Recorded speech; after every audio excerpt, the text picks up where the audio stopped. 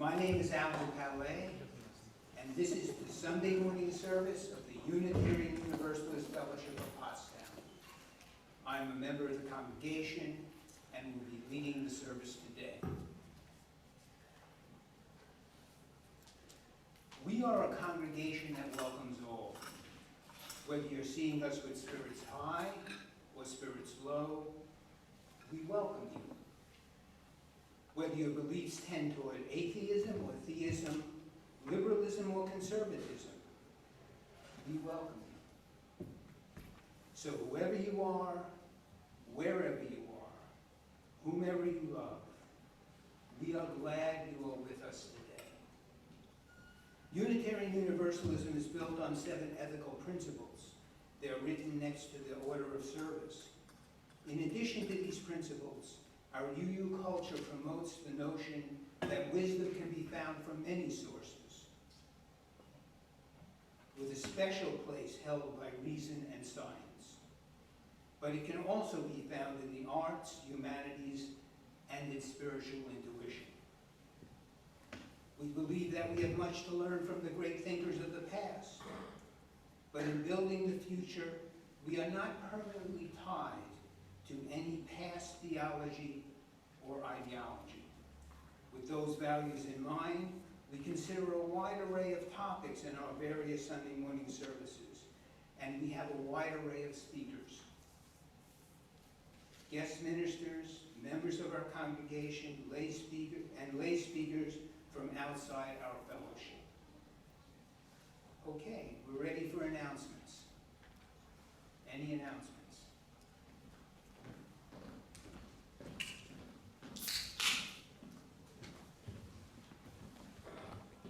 Good morning, my name is Miranda, and I just want to let you know that today at 11:45, membership committee will be offering a, a survey of Unitarian Universalist history. It may be, enthusiastic, if not definitive or thorough. Because it's a long history. And anyone is welcome to come, and it is the first in the series of 2 sessions that are offered to people who want to learn more about UUism or want to become members, or want to become members. So come if you want, 11:45 over in the boardroom.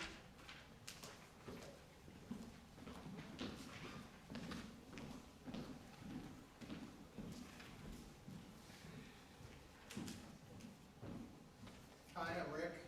Just wanted to let everybody know there will be a committee council meeting this week, Thursday evening, 7:30.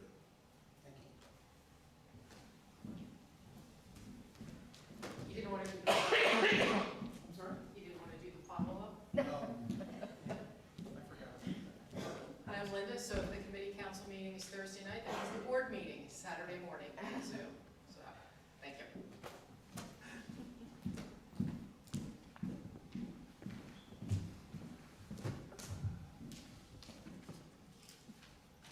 Okay, any more announcements?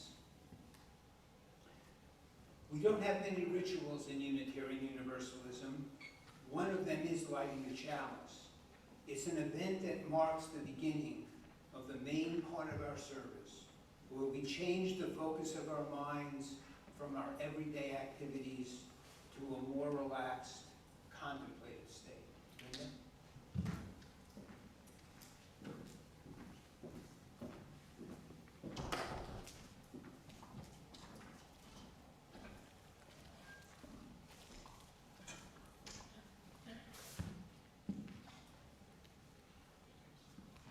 Thank you, Linda.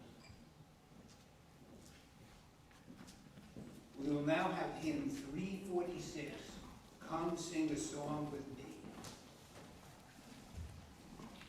Thank you.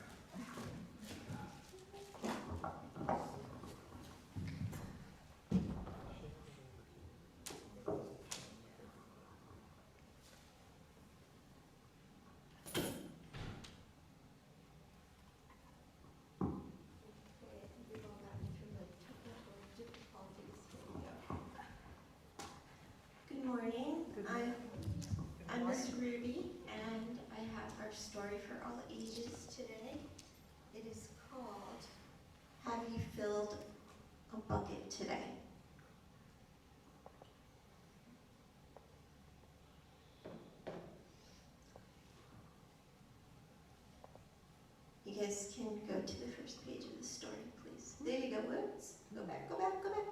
Okay.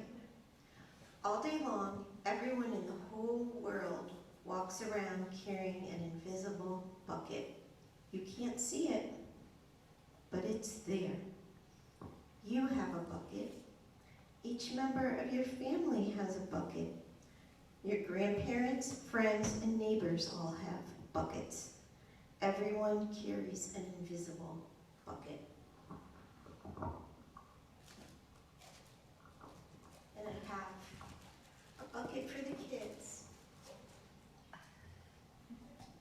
Oh, Sam, can you give that to your sister? Thank you. We almost had to talk about dipping out of her bucket there for a second, but we turned it around. Okay. Your bucket has one purpose only. Its purpose is to hold your good thoughts and good feelings about yourself. You feel happy and good when your bucket is full, and you feel sad and lonely when your bucket is empty. Other people feel the same way too. They're happy when their buckets are full, and they're sad when their buckets are empty. It's great to have a full bucket, and this is how it works. Other people can fill your bucket, and you can fill theirs.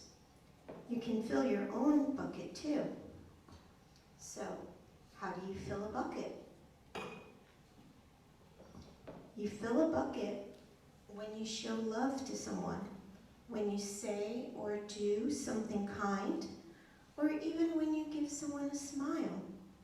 That's being a bucket filler. A bucket filler is a loving, caring person who says and does nice things to make others feel special. When you treat others with kindness and respect, you fill their bucket. But you can also dip into a bucket and take out some good feelings. Let's see. You dip into a bucket when you make fun of someone, when you say or do mean things, or even when you ignore someone. That's bucket dipping. Bullying is bucket dipping. When you hurt others, you dip into their bucket, and you will dip into your own bucket too. Many people who dip have an empty bucket. They may think they can fill their own bucket by dipping into someone else's, but that will never work. You never fill your own bucket when you dip into someone else's. But guess what? When you fill someone's bucket, you fill your own bucket too. You feel good when you help others feel good. All day long, we are either filling up or dipping into each other's buckets by what we say and what we do. Try to fill a bucket and see what happens. You love your mom and dad. Why not tell them you love them? You can even tell them why. Your caring words will fill their buckets with joy. Watch for smiles to light up their faces. You will feel like smiling too. A smile is a good clue that you have filled a bucket. If you practice, you'll become a great bucket filler. Just remember that everyone carries an invisible bucket, and think of what you can say or do to fill it. Here are some ideas for you. You could smile and say hi to the bus driver. He has a bucket too. You could invite the new kid at school to play with you. That would be filling his bucket. You could write a thank you note to your teacher. You could tell your grandpa or grandma that you like spending time with him or her. There are many ways to fill a bucket. Bucket filling is fun and easy to do. It doesn't matter how young or old you are. It doesn't cost money. It doesn't take much time. And remember, when you fill someone else's bucket, you fill your own bucket too. When you're a bucket filler, you make your home, your school, and your neighborhood a better place for all. Bucket filling makes everyone feel good. So why not decide to be a bucket filler today and every day? Just start each day by saying to yourself, I'm going to do something to fill someone's bucket today. And at the end of each day, ask yourself, did I fill a bucket today? And you can say, yes, I did. That's the life of a bucket filler, and that's you. That's all I have. Thank you. The end.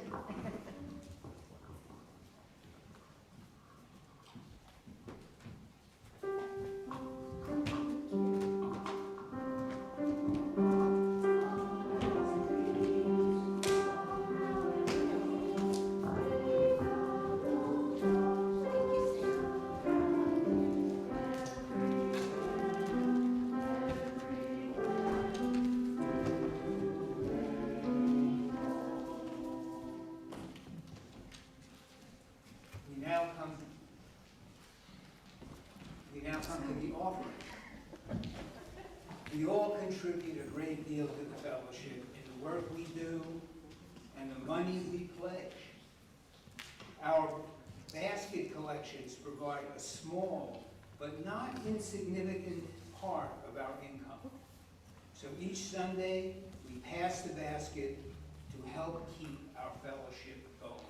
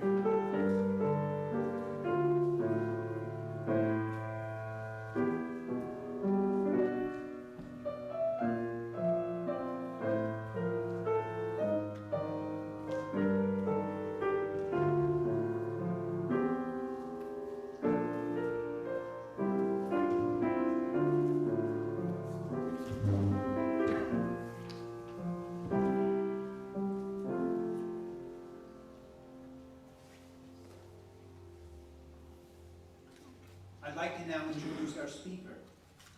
Mark Bernstein is a member of the Unitarian Universalist Church of Delaware County in Media, Pennsylvania, where he served in many capacities.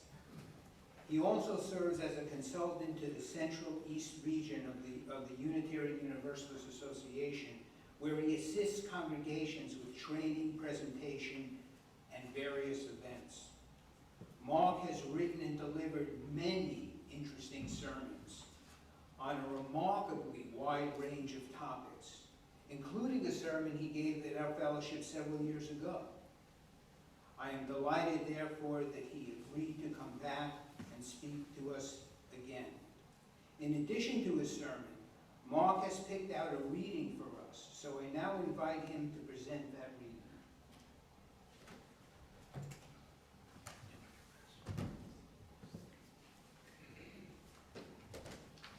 Thank you, Ellen. Good morning, everyone. It is nice to be back in Pottstown.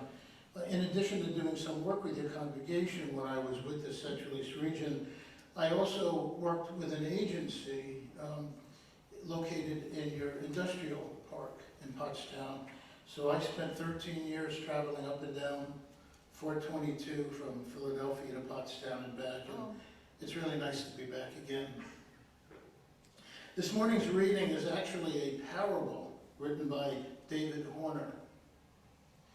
Faith and reason were brothers. More than that, they were best friends, and they did everything together. They wandered through fields and forests, embarked on great adventures, explored, learned, discovered, created together, always together. Reason and faith were inseparable. Now that's not to say that they were identical. Each had his own unique personality. Faith was the adventurous one. He was always looking to the horizon, peering into the distance. Faith had an ability to imagine the possibilities of where the two brothers might go and what they could do. And when Faith went for it, he went all the way. He was fully in. Faith trusted people. He trusted ideas. He followed visions and dreams and possibilities. Reason was different. He focused on what is, not on what could be or might be. Reason would always ask really hard questions about whether someone should be trusted or whether that woods were safe. He tested the bridges that Faith wanted to cross to see whether they could hold them up. Reason would constantly ask his brother questions like, what do you mean by that? How do you know that? How does this work? Faith risked and trusted and committed. Reason tested and evaluated and questioned. Together they were a great team. They needed each other. Without Reason asking his tough questions, Faith might go out into the darkness and get lost. Without Faith's vision and energy, Reason would be stuck. He might never move ahead or take any risk. And so Faith and Reason lived and worked together happily for years and years. One day, a new friend moved into the neighborhood. Her name was Enlightenment. Enlightenment liked Reason, but she wasn't too crazy about Faith. You see, Enlightenment was threatened by Reason's friendship with Faith, and she was determined to undo the relationship. You don't need Faith, she told Reason. Faith is dangerous. He's bad company, a loose cannon. Why do you let him lead you where he wants you to go? You need to call your own shots. Reason listened to Enlightenment, and slowly he began to pull away from his brother. As this began to happen, Faith was very sad. But then he realized that this might be a good opportunity for him. I need to be more independent. I can finally truly be myself without Reason constantly slowing me down, holding me back with his irritating questions. And so it happened that a wedge was driven between Faith and Reason, which became a deep divide. Faith and Reason's loving friendship and partnership fell apart, and thus it remains to this day. So ends the reading.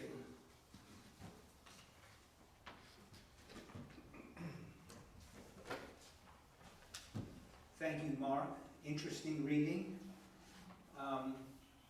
We will now have hymn 297, The Star of Truth.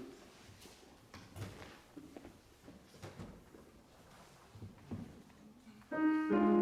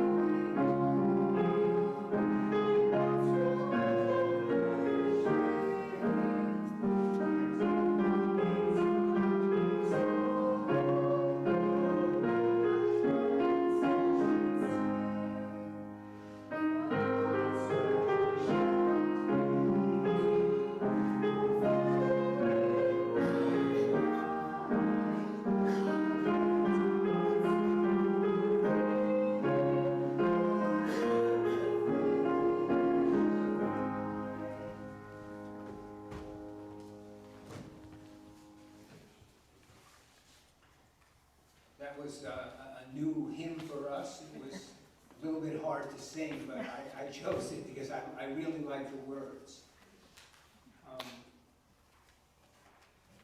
I now would like to invite Mark back to the podium to present his sermon.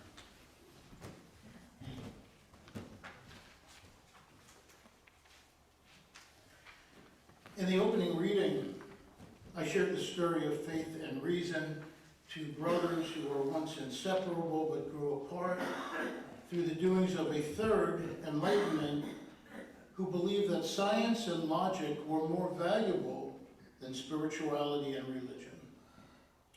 If truth be told, in many, nay most, maybe all, of our Unitarian Universalist congregations, there is also a great deal of sibling rivalry, where faith and reason do not walk hand in hand, where we do not embark on great adventures together, where we don't explore, discover, and learn together. This battle between faith and reason, between, for purposes of this sermon, I'll call theists and humanists, those who lean on faith versus those who lean on reason, is played out in many ways in our congregations. We argue incessantly, for example, over the word God, or mentioning Jesus in our sermons. We bicker over whether it's okay for Unitarian Universalists to pray, or even to use the word. We debate what the concept of spirituality means and recognizes that it is a turnoff for some. I have no idea what spirituality even is, a member of one congregation said to me a while back during a congregational retreat. I even began a planning session one time with a congregation to create a covenant of right relations. And I got major pushback from a few participants who argued vehemently that we should not use the word covenant because, in their words, it was too biblical. In her 2016 General Assembly sermon, the Reverend Nancy MacDonald Ladd referred to these as, quote, fake fights. Fake fights. Arguments that Unitarian Universalists get into which serve to distract us from the critical conversations that we should be having. Conversations like, how do we better care for one another? How do we care for a broken world? How do we overcome the tyranny of racial, social, and economic injustice in our polarized society? As Reverend Nancy says in her sermon, we are still fighting about who's a humanist and who's a theist, as those two terms are mutually exclusive in the first place. It's fake, she writes, to try to win some imaginary war about whose definition about God is right. My hope in delivering this message this morning is that we begin to understand that faith and reason, as Reverend Nancy suggests, are not mutually exclusive, and that we Unitarian Universalists have more in common than we might think. Let's start by defining our terms. Strictly speaking, a theist is one who believes in the existence of a God or gods, specifically of a creator who intervenes in the universe. While not all theists who are Unitarian Universalists may profess to believing in a God, they do view life through a spiritual lens and believe that some events can be attributed to a force beyond scientific understanding or the laws of nature. They are open to the mystery of things that go beyond what we can see or reason. A humanist, on the other hand, is one who attaches greater importance to human rather than divine or supernatural matters. Humanism, according to the Bristol Humanist Group, is an approach to life based on reason and our common humanity, recognizing that moral values are properly founded on human nature and experience alone. philosopher Ron Steelman defines the difference in this way. In considering any type of spiritual experience, the theist may see it as a religious experience, a manifestation of the spiritual realm.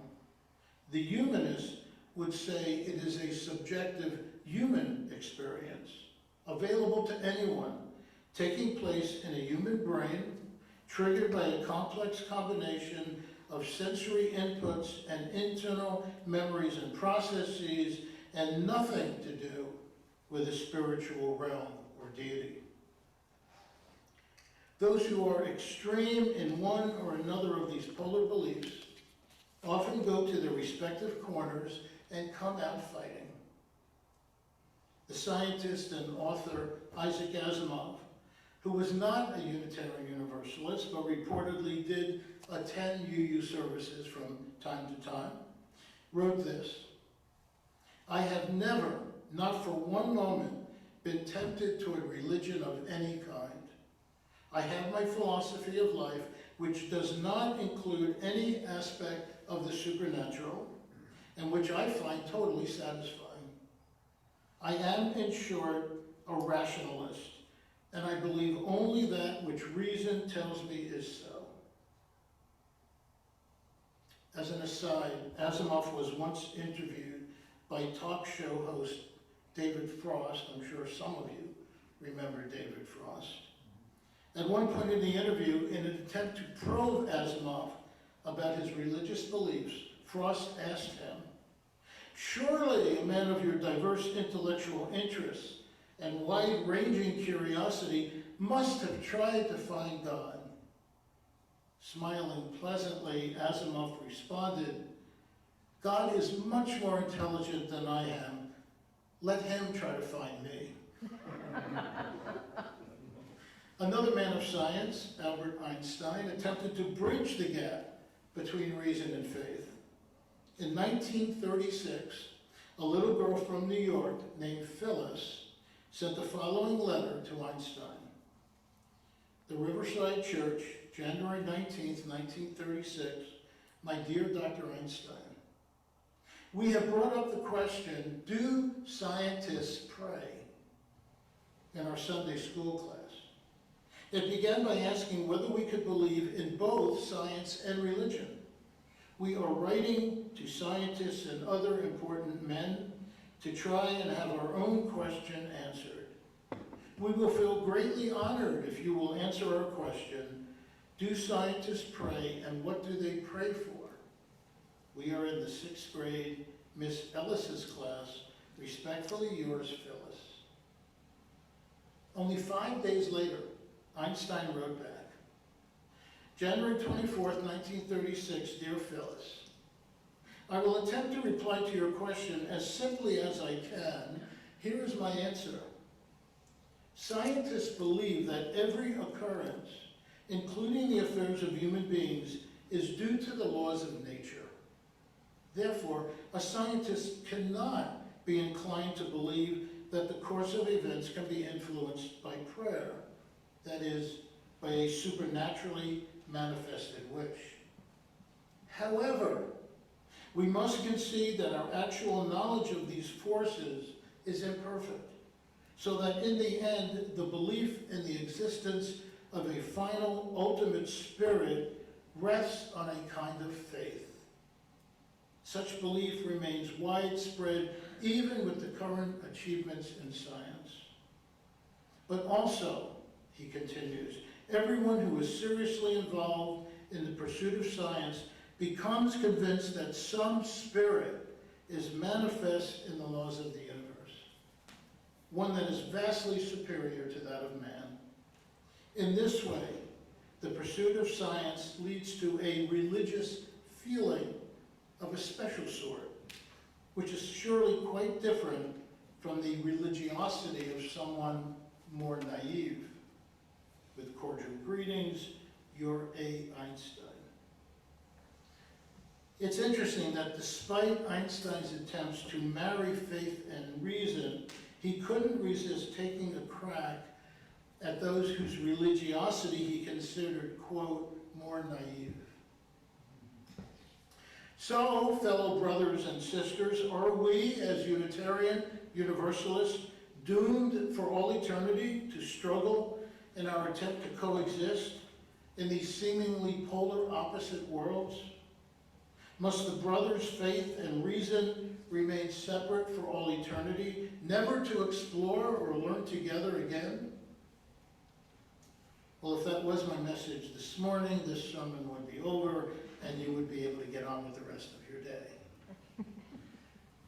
The philosopher Richard Jacob Bernstein, no relation as far as I know, sees no incompatibility between faith and reason, but rather an ultimate harmony. Faith is not opposed to reason, he writes. Rather, it requires the full development of reason. And reason itself requires faith in order to strengthen, guide, and supplement its inherent limitations. Faith and reason, he suggests, go together like a horse and carriage. Faith, my friends, is the act of believing in something unseen for which we do have a good reason. This is the essence of what Pope John Paul II meant when he wrote, "Faith and reason are like two wings on which the human spirit rises to the contemplation of truth." We cannot know the truth about ourselves and the world unless we have faith and utilize reason. Here is still a timely example. The evidence is clear that the various vaccines developed to combat COVID-19 are effective. We see this through the reduction in infectious cases, hospitalizations, and deaths. But when I was vaccinated and boosted, I was not able to see the serum enter my body and begin its work. I had to have faith that the shot would be administered competently and that the vaccine would protect me against the virus.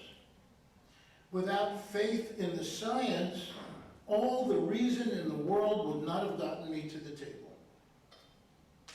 The author Robert Harris puts it this way: faith is the foundation for all knowledge and must come first. We must have faith in the source of knowledge, faith in the book, the instructor, the writer, the speaker. Faith depends on trust, and you must trust the authority and veracity of the statements that claim to be knowledge, or you cannot ever gain knowledge. And writer Greg Kuki tells us that reason assesses, faith trusts. Reason assesses, faith trusts. Reason assesses whether or not something or someone is trustworthy. And then faith believes that certain things are true in light of the reasons. Reason assesses, faith trusts. It's why some people choose not to get the COVID-19 vaccine. They come to the same conclusion that there is evidence of its efficacy, but they do not trust the evidence. They don't trust the scientists or the CDC or the President of the United States urging them to get vaccinated. It is not reason that takes away their faith. It is their subjective emotions or their imagination. It is their lack of trust. Consider the girl learning to swim. She knows perfectly well that a human body will not necessarily sink in water because she has seen dozens of people float and swim.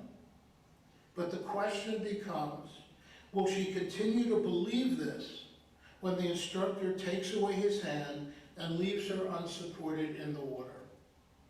Or will she suddenly cease to believe it, become frightened, and go under? Reason assesses, faith trusts.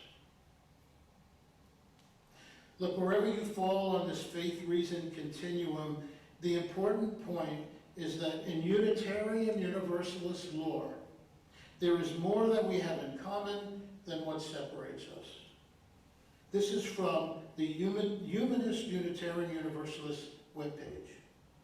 We are, quote-unquote, religious in that we share with most Unitarian Universalists the natural human desire for a beloved and accepting community, a purpose greater than ourselves, rituals and practices that resonate with our common humanity and shared mortality, and opportunities to work with other tough-minded, warm-hearted people to do good in the world and to help one another attain the greatest possible fulfillment in life. This is what we all want, regardless of what we believe or how we see the world. If we can, in our congregations, use reason to assess what we need, and then have faith and trust in each other in carrying it out, we will move closer to the ideal of a beloved community. And brother, do we need that now. So may it be.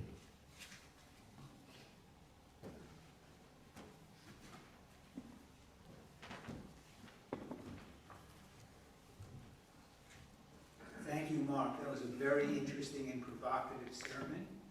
I even took some notes. I'd like to now, we'd like to have hymn 100, I've got Peace Like a River. This one is easy to sing, I think.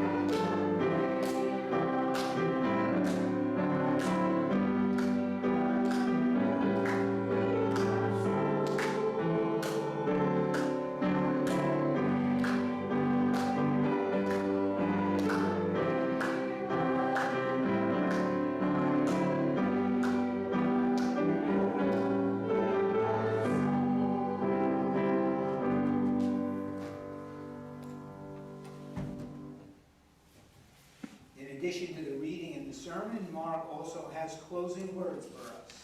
So, Mark?